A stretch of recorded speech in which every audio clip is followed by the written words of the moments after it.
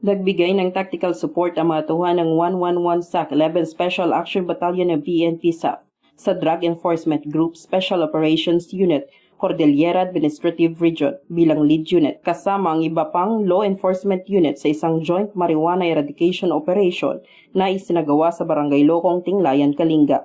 Bunga ng nasabing operasyon, winasak ang humigit kumulang 35,000 fully grown marijuana plants na may tinatayang standard drug price na 7 milyong piso na nakatanim sa isang hillside lot na may lawak na humigit kumulang 3,500 square meters. Ang mga halamang marijuana ay binunot at agad na sinunog sa mismong lugar. Wala namang naaresto na mga cultivator sa nasabing operasyon. Ipinapakita ng matagumpay na operasyong ito ang patuloy na dedikasyon ng mga law enforcement units sa paglaban sa iligal na droga at pagpapanatili ng isang ligtas at drug-free na komunidad.